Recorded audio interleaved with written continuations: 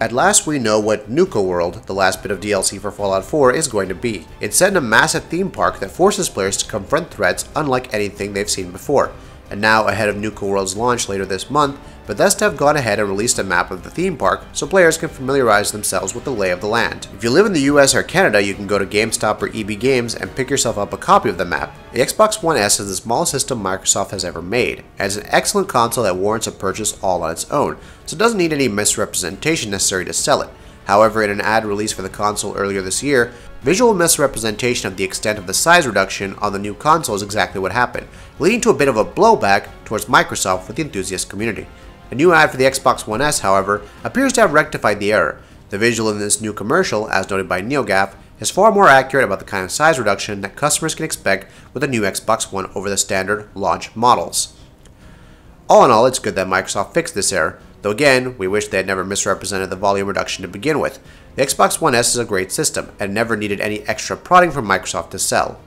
The amount of times there have been alleged leaks and screenshots regarding Half-Life 3 is absurd. This didn't stop the folks over at the Gamescom 2016 convention from putting up an eye-grabbing poster. At first glance, it may seem like a legit and true Half-Life 3 poster, since it's hung up alongside the likes of Watch Dogs 2, Titanfall 2, and Sniper Ghost Warrior 3, which are officially announced games. However, if you look closely, it actually reads Half-Life 3, with the entire advert reading Half-Life, 3 editors who played it back then.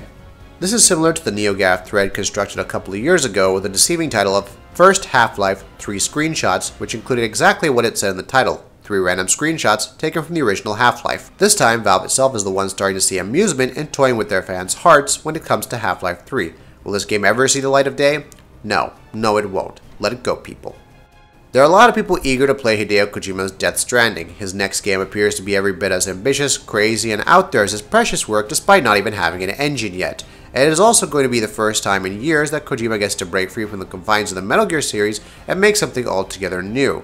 However, at this point, most people have also accepted that the game is a long way off from release, because at this point, as noted, it doesn't even have an engine. Who knows when we'll get to play it, right? Well, it sounds like at least one person in the world does. Icelandic music artist Ryan Karazija, one of the members of Low Roar who provided the song used in Death Stranding's E3 trailer, was recently in Yang Yia's YouTube channel for an interview, where he revealed how a meeting with Hideo Kojima went. We had drinks, we talked, we had good food, and laughed a bunch, and he asked about how I made certain sounds on a song and different things like that, he recounted. And he showed me, he had his iPad, so he showed me all his pictures about what he was doing, his work with Norman Reedus. So he shows me a bunch of photos, and I know when the game is coming out and all this stuff, and I can't tell you guys, he laughed, before re-emphasizing that he does in fact know when it will be out, and he's not just joking. While we still don't know when the game will be out, we now at least know that Kojima has a projected release date for it in mind, which is good to know. Some kind of deadline ensures some implicit structure to the development process after all. Let's hope that Death Stranding comes out sooner rather than later.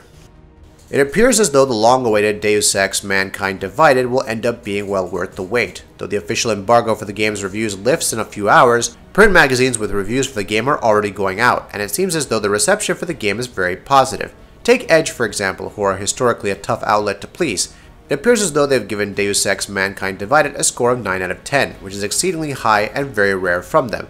Judging by precedence, it all but guarantees that Mankind Divided will end up being exceedingly well reviewed and high scored by just about every media outlet. But until then, we're sure that Deus Ex fans will take heart in its Edge score and take it as a portent of things to come. We hope you've enjoyed this video, so please consider subscribing to our channel. We do original content, reviews, graphics comparison, and much more, and try to upload a video every day. Thank you very much for checking us out.